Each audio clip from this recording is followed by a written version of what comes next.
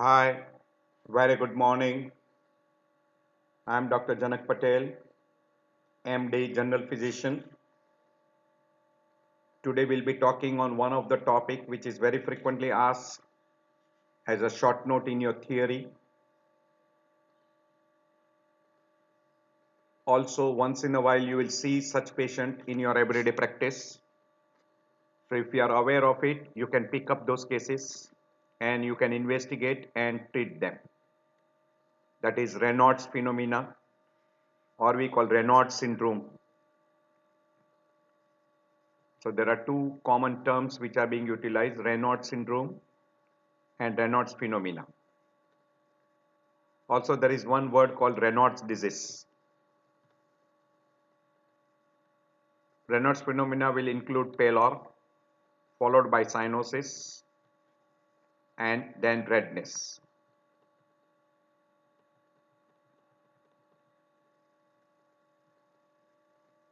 Will be commonly, as usual, we'll be discussing under these headings.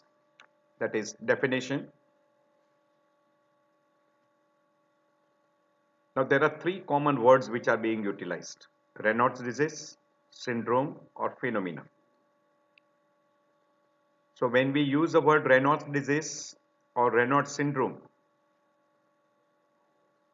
phenomena will be a finding, while disease and syndrome will be a group of symptoms and signs. In syndrome, there will be many etiology which can have a similar group of syndromes, symptoms and signs. While Raynaud's disease, it is a specific condition where you will have a Raynaud's phenomena. Basically, Raynaud's is a rare disorder that will affect the arteries. There is a vasospasm of a artery, and because of vasospasm, there is a reduced blood flow to the finger and toes, the distal most part of our body, and may also affect tip of the ears and tip of the nose. Primary, where we don't know the etiology, it is also called as a idiopathic or primary. We can call that as a primary Raynaud's or Raynaud's disease, where we don't know exact etiology. While in secondary, we call secondary Raynaud's or Raynaud's phenomena, where the cause are known and there are multiple different causes which may lead to Raynaud's phenomena. So indirectly, Raynaud's disease is always primary, while in secondary there are multiple different conditions which can produce Raynaud's phenomena. We'll be going through that one by one. And together we can call primary Raynaud's syndrome or secondary Raynaud's syndrome. So usually terminology which are being utilized, we call primary or idiopathic Raynaud's, where one of the term utilized, one of the most common cause of primary idiopathic Raynaud's, we call Raynaud's disease. We also call that as primary Raynaud's syndrome or idiopathic Raynaud's phenomena. But here we don't know the exact etiology. It is very common in female. All those will be having a one slide where we'll be explaining in short. While secondary Raynaud's, we also call secondary Raynaud's syndrome, but we don't call that as a secondary Raynaud's disease. So Raynaud's disease is only in case of primary, while in secondary we call Raynaud's phenomena or we call secondary Raynaud's syndrome. These are the two common different types. We call primary or secondary. There is one more group we call undefined, where there is no specific symptoms and there is non-definite laboratory abnormalities.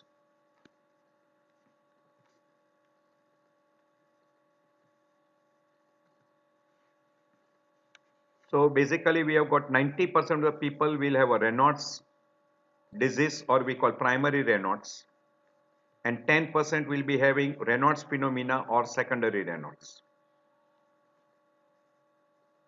Primary Raynaud's is isolated condition with no connection to the medical problem. It is most commonly affecting the woman before the age of 40, and disease is for more than 2 years and has not developed any additional manifestation and are at low risk for developing autoimmune disease. This is one big group, and it is accounting for almost 90% of the cases who presents with Raynaud's phenomena. While 10% of the people, they starts later in life. It is connected to good number of medical conditions and underlying disease, and that can be also secondary due to lot of different etiology like vibrating tools or jackhammer disease, etc.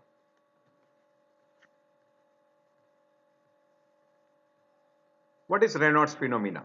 Raynaud's phenomena is an episode which happens in digit, that is finger and toes, distal most part of finger and toes, where secondary due to arterial vasospasm, you get ischemia, in which you see pallor, cyanosis followed by redness. It is precipitated by exposure to cold or occasionally by emotional stress. In 10% of the people, person will have a sclerodactyly. It is more common in female as compared to male, and the age is between 20 to 40. Good number of times these people are having associated migraine or variant angina, which are also vasospastic disorders. So basically it is a vasospastic disorder where because of the spasm of the artery, there is a discoloration because of ischemia. Initially you develop pallor followed by cyanosis, and when spasm is relieved, there will be appearance of redness. So Raynaud's phenomena will occur in Raynaud's disease, which we also call as a primary Raynaud's, or we also call as a idiopathic. While Raynaud's syndrome is secondary Raynaud's, where you know the cause, you know the triggering factor, and the most common cause of Raynaud's syndrome is connective tissue disorder. In Raynaud's phenomena, because of initial spasm, there is ischemia, you will have appearance of pallor, followed by, as oxygen is being utilized, you get cyanosis, and then vasospasm gets relieved, blood circulation recurs, this will be red. This can, most commonly what is being affected is tip of the finger and tip of the toes. Occasionally you can get involvement of the ear lobules or tip of the nose. So pallor, that is blanching, followed by cyanosis, that is bluish discoloration, followed by redness. It is after exposure to cold or because of stress, and with removing those findings disappears. You will have appearance of redness again. That's why we say that occasionally it is precipitated by emotional stress also. This is because of spasm of small arteries or arterioles. Pallor, cyanosis, followed by redness. That there is one another word called as acrocyanosis, which is persistent, painless, symmetrical cyanosis of hand, feet and face caused by vasospasm of small vessels on exposure to cold. The digits, hands, feet are persistently cold and bluish. There is sweating and there may be appearance of edema. Unlike Raynaud's syndrome, cyanosis persists and it is not easily reversed. Trophic changes and ulcer do not occur. Pain is absent, but the pulse are normal. This very frequently will be seen very common in a newborn children's. We call acrocyanosis. That is on exposure to cold. There is spasm of the arteries, small vessels leading to these findings. That is painless symmetrical cyanosis affecting the distalmost part or we call exposed part of the body. Etiology we have already divided into primary and secondary. In primary, we always call idiopathic. It is very common in female as compared to male. Smoking worsen the frequency and intensity of the attack, so it is one of the factor. They say that there is also hormonal factor. Caffeine can also worsen the attack, and very frequently it is also associated with migraine or vasospastic angina. It is precipitated by exposure to cold, emotional stress, and any condition which produces blood vessel spasm.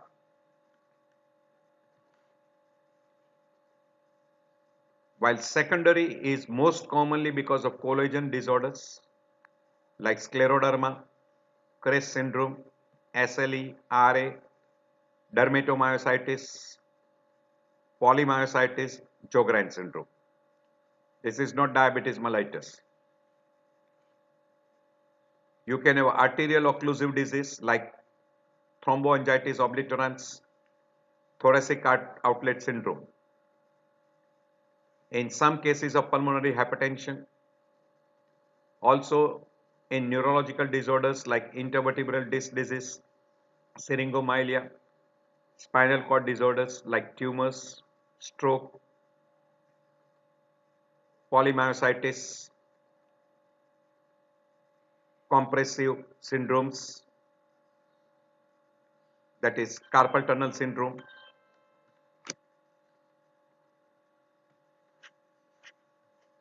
As far as blood is concerned, elevated level of cold agglutinins, cryoglobulins, cryofibrinogenemia, myeloproliferative disorders, macroglobulinemia. In traumatic injury, we call vibration injury, hammer hand syndromes, electric shock, cold injury, when person is extremely exposed to extreme cold, typing, drugs like ergot derivatives, methotrexate, beta blockers, bleomycin, vinblastine, cisplatin, etc. In secondary Raynaud's, there are some risk factors like age. It will usually start in fourth decade. Person who are working on piano or typing, injury to hand and legs, repetitive actions, the person who are constantly exposed to extreme cold, smoking, certain medications. These are all other. It is 50% of the patient with Raynaud's phenomena where ratio is almost 1:5, age 20 to 40. Fingers are more affected than toes. One or two fingertips or entire finger may be affected. Rarely earlobes, tip of the nose, very rarely glands. 7 to 90% are female. It is affecting 3 to 5% of population. Women's to that is male to female ratio is almost 1:5. Age we already mentioned between 20 to 40 years. and symptoms will increase between menarche and menopause, suggesting there is some hormonal factor which is playing a role.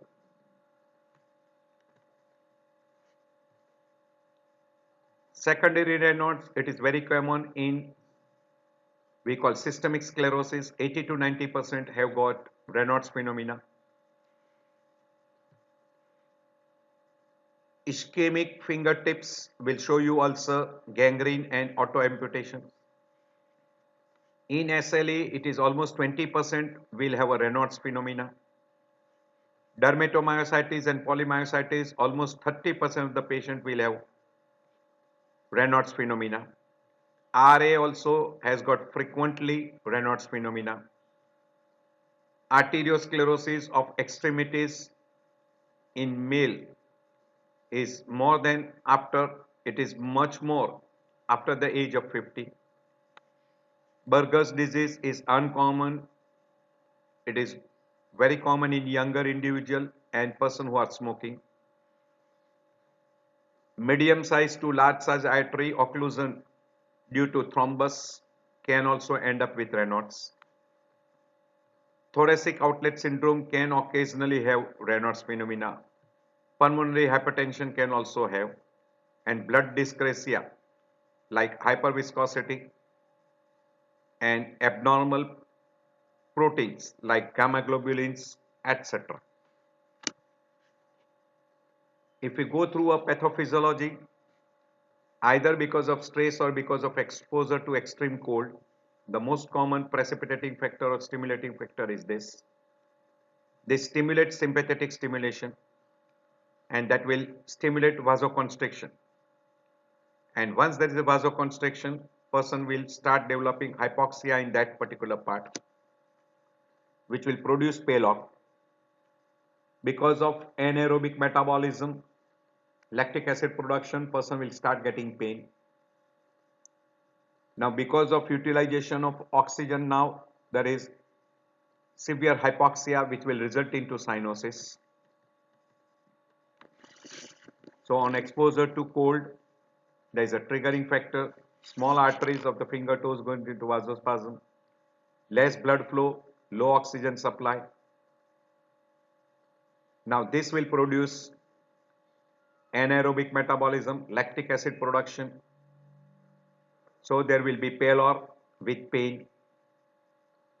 Now if you warm up, artery will dilate, and once artery dilate, blood flow increases, oxygen supply increases, color will change back to bright red. And now affected area is warm and there may be throbbing pain for some period of time. Then that pain also disappears. Now, if this spasm persists, oxygen is utilized, person will develop cyanosis. And now either spontaneously there is a vasodilatation, or by warming, or by drugs, this phenomena will take place. So you will have appearance of pallor, cyanosis, and when there is a warming, artery dilates, or there is a spontaneous dilatation, it will give rise to redness.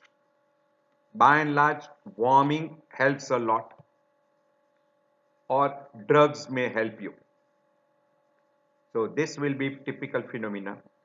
Now if this spasm persists for a longer period, because of hypoxic damage, now you will have appearance of an ulcer formation. It is more common in secondary phenomena or secondary Raynaud's, where you will start getting small digital ulcers which will deepen out. You might develop necrosis, which will end up with what we call as gangrene, and there will be auto amputation. This is very common in collagen disorders like systemic sclerosis, or we call scleroderma, and it is also common in other collagen disorders, but the frequency is less, like SLE, rheumatoid arthritis, Sjogren's syndrome, etc. So cyanosis will appear due to deoxygenated blood, rewarming, blood flow improves, hyperemia, and person will have a warm tip with throbbing pain. That is because of vasodilatation. So exposure to cold or stress or caffeine or by drugs, sympathetic stimulation, vasospasm, and skin color changes. And these are all the different factors which are also responsible. Like cold and stress, most common, caffeine can precipitate, certain drugs can precipitate, most notorious. Also, there is one factor we call as a genetic factor, autoimmune disorders, hormones, vibrating instruments, and increased sensitivity of arteries.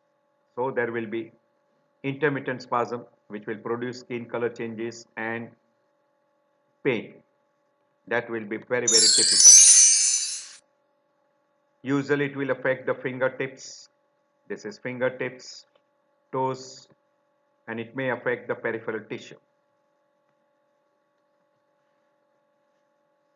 So stress will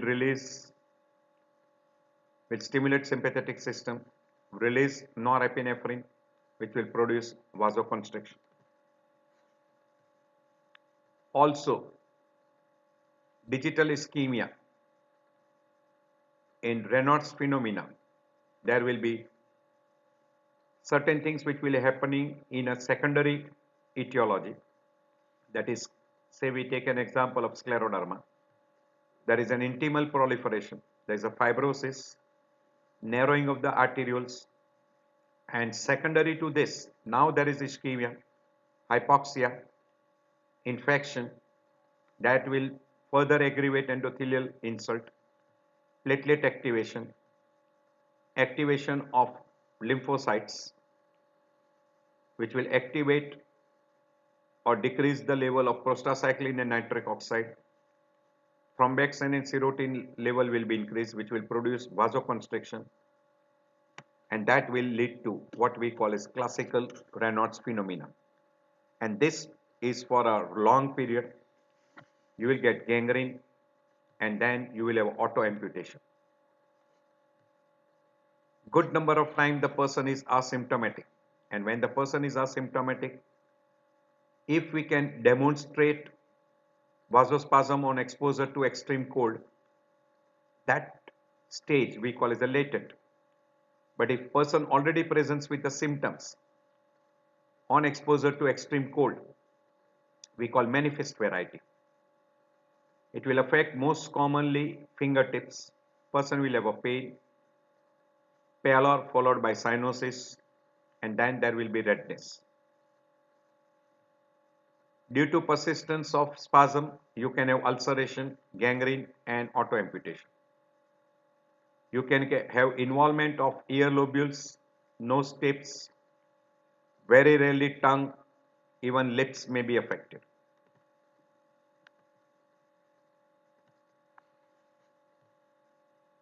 So we have already told you that attack will consist of pallor followed by cyanosis and followed by erythema.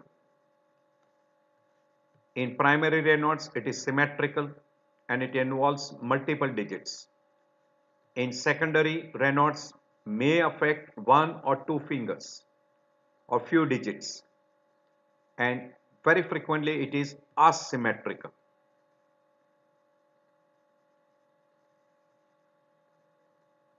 Attacks are usually precipitated by cold or anxiety, stress, etc. May be also precipitated by sometimes drugs.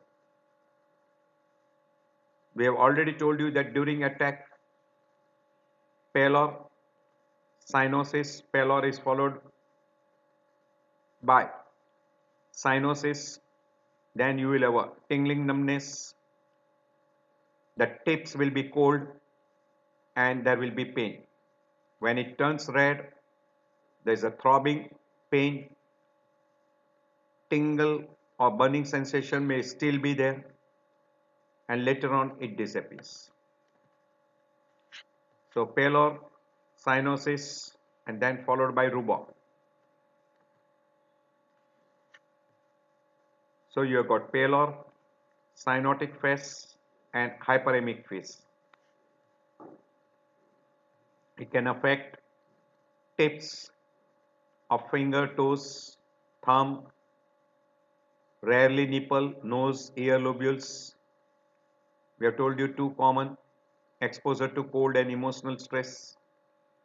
And during that, the person will complain of pain, tingling, numbness, etc. And if it persists for longer period, you can have necrosis, gangrene, and auto amputation. These are all the triggering factor: cold exposure, stimulation by emotional stress, etc. And these are the area which can be affected: toes, ear lobules, face, knee, nipples, all those things can be there. So now if you want to approach to any person who comes to you with a Raynaud's phenomena, first is a good history. The first question is what happens. So if a person says that on exposure to cold, I get so and so phenomena. Now you observe that particular phenomena, you will have a pallor followed by cyanosis. And then depending upon the different findings, you will have to calculate the score. You will have to calculate the disease score utilizing all these different criteria. So this is what you can see here. There is a gangrene, what has appeared, dry gangrene we call, and this is auto amputation has occurred. So this will be a very common phenomena which will happen very frequently in a secondary variety, and particularly we call systemic sclerosis, quite common. Now for diagnostic purpose of Raynaud's phenomena, repetitive episodes of biphasic color changes on exposure to cold will call definite Raynaud's phenomena. If there is a uniphasic color changes plus numbness or paresthesia on exposure to cold, possible. And if there is no color changes on exposure to cold, no Raynaud's phenomena. This is simple clinical clue. Criteria for primary or we call Raynaud's disease, it is always symmetrical. It is precipitated by on exposure to cold or emotional stress. Usually there is no necrosis and no gangrene. There is no clinical history or physical findings suggestive of a secondary etiology for Raynaud's phenomena. There is a normal ESR and serological finding ANA will be negative. And if you look at the nail fold capillaroscopy, it will be normal. While in case of a secondary on capillaroscopy, you will get dilated arterioles and there will be dropouts. So this is a difference which we have already told you in a systemic sclerosis. We'll divide into two groups, primary Raynaud's and secondary Raynaud's. In primary Raynaud's, 90% of all cases are there with Raynaud's phenomena. While in secondary, it will be more than 10%, but less common. Age in primary Raynaud's is between 20 to 40, while secondary Raynaud's is usually later in the life. Here you can't identify the exact etiology. It is very, very common in female as compared to males. While this, there is a definite etiology like systemic sclerosis, SLE, rheumatoid arthritis, Sjogren syndromes, thoracic outlet, carpal tunnel, traumatic injury, vibration. We have shown you all the causes. Here it is bilateral symmetrical, affecting upper limb as well as lower limb, quite common. Multiple fingers are being involved. While here, usually it is affecting one or two finger asymmetrical, very common. Person is normal in between the two episodes, while in this particular person might have persistent phenomena for a longer period because of involvement of the arterioles, endothelial proliferation and occlusion of the vessels. There is a very strong family history in case of a primary Raynaud's, very strong family history. Here also there is some genetic factor which are playing role in systemic sclerosis, RA, SLE, etc. Here it is symptomatic treatment and then you can go for sympathectomy. Well, in this particular condition, you will have to treat the basic underlying cause, basic etiology. This is again a difference. We already told you that in secondary, the most common cause is systemic sclerosis, Buerger's disease, RA, SLE, etc. Onset here is less than 20 years, close to 20 in primary, while this is in a late age. Familial, strong family history. This may be familiar or may not be familiar. There is a vasospasm on exposure to extreme cold. Here also you will have, but it will be asymmetrical. This is good number of time asymmetrical. In this, the pulse will be normal, while here pulse may be diminished or absent because of involvement of the arteries also. Usually there is no significant ischemic changes and there is no necrosis or no gangrene, while invariably here there is a fingertip ulceration, gangrene, etc. and auto amputation. There are no other findings in case of primary Raynaud's like involvement of skin, joints and systemic involvement, while it is most common in case of secondary. ANA, RA factors are usually negative, ESR is normal, while ANA is strongly positive, RA factor may be positive, ESR may be elevated, CRP will be elevated. We already mentioned that nail fold capillary scopy will be normal, while here invariably you will get an dilated capillaries and dropouts. Typical, now there are a lot of photographs. See, you can see this is typical pallor.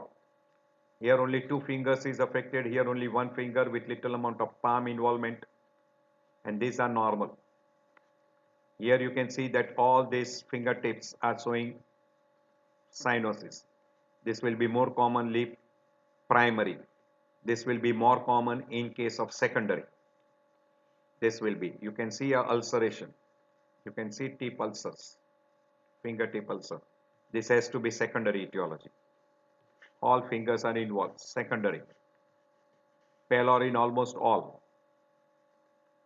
Sorry, this will be primary. This will be primary. This will be again more common in primary. Well, this will be secondary. This too will be secondary.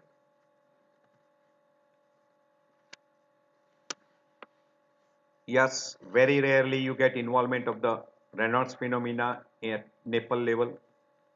I'm skipping this slide. At your leisure time you can go through.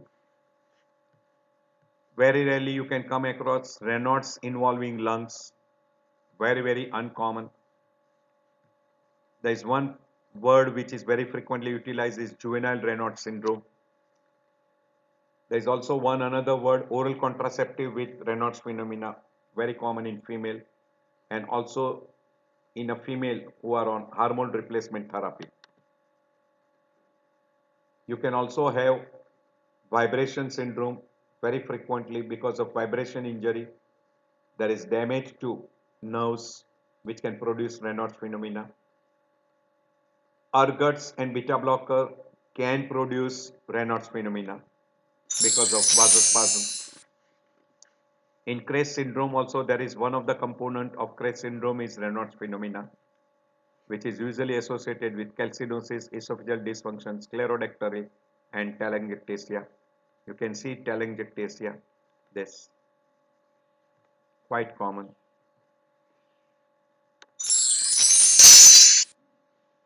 This is calcinosis, Raynaud's phenomena, esophageal motility disorders, sclerodactyly, and telangiectasia.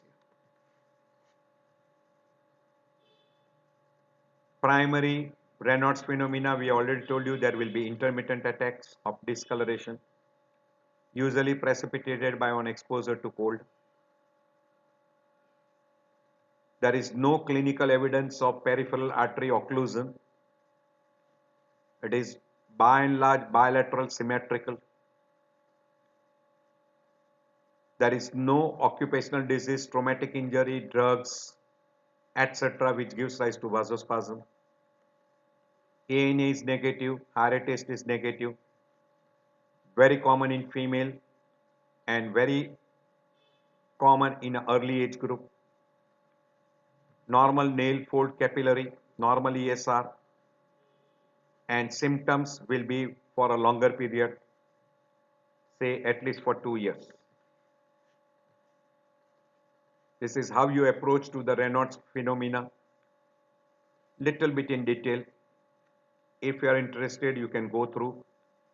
This slide will help you how you differentiate Raynaud's disease, scleroderma, lupus, RA, or we call collagen group of disorders, and occlusive disorders like embolism, vasculitis, atherosclerosis, thromboangiitis obliterans, thoracic outlet syndrome, etc. So this will be how you approach. At your leisure time, you can go through. This is again another slide showing you how you approach to the person with Raynaud's phenomena. It is little bit in more detail. If you are interested, you can go through at your leisure time. This is again another slide showing you how exactly these are all different algorithms which you can utilize for approach to a Raynaud's phenomena. Most important is history and physical examinations. A simple most test for Raynaud's phenomena is ask the person to dip the hand in ice cold water for 5 minutes. A person who has got a positive Raynaud's phenomena will have fingertips becoming blue, cyanosed, and person will start complaining of tingling, numbness, and pain. And when you ask to dip in a warm water, spasm is relieved, cyanosis will disappear, person will have a redness. For short period, person will complain of throbbing pain, little tingling, numbness, and then it will disappear. As far as primary etiology is concerned, there is no laboratory test or no other phenomena. But to exclude secondary, RA test is negative, AN is negative, and even C reactive protein, ESR, etc. will be normal. And if you do nail bed capillary scopy, it will show you normal capillaries. While in case of secondary, you might require certain investigations, mainly to rule out collagen group of disorders. The commonest test we call as a cold stimulation test, nail fold capillaroscopy, ANA, ESR, and CRP. ANA can be associated with RA factor also. This is nail fold capillary. This is normal. You can see these are little dilated capillaries. You can see this, and there is a dropout. This will typically be in case of a we call scleroderma, etc. secondary groups. This will be typically seen in a secondary group. You can see this is dilated capillaries, and here there is a dropout. These are dilated capillaries. These are dropout, dilated capillary with dropouts. You can have this clearly. You can see a little dilated capillary. Usually in secondary, you might require renal function test, PT-INR, creatinine, serum glucose, thyroid function test. All those may be necessary. There are some tests which are being advanced tests we call thermal gradient test to find out the amount and severity of arterioles involvement. These are the different varieties of tests which can be done. Thermal gradient finger test can be done. This is laser speckle contrast imaging to find out the amount of arterial involvement.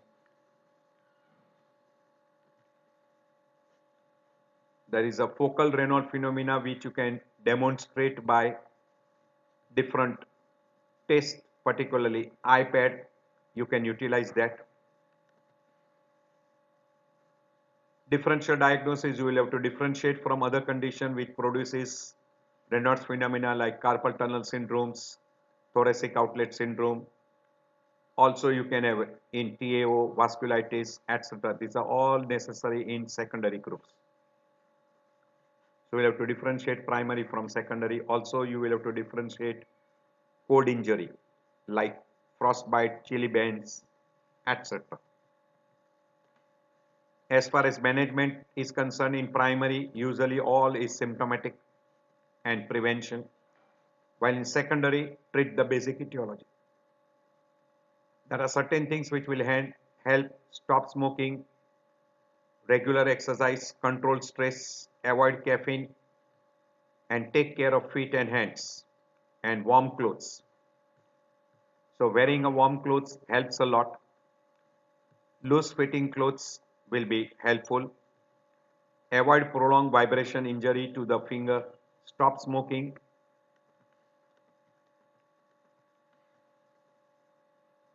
Topical treatment is more helpful. Drugs to some extent may be helpful, particularly vasodilators like nifedipine. Surgery is helpful in some group of people who has got persistent symptoms, that is sympathectomy, which can be surgical or chemical sympathectomy.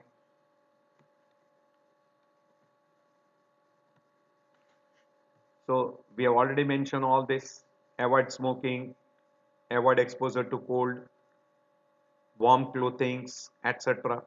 Drugs like beta blocker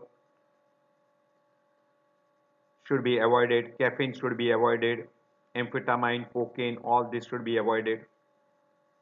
This should be all avoided.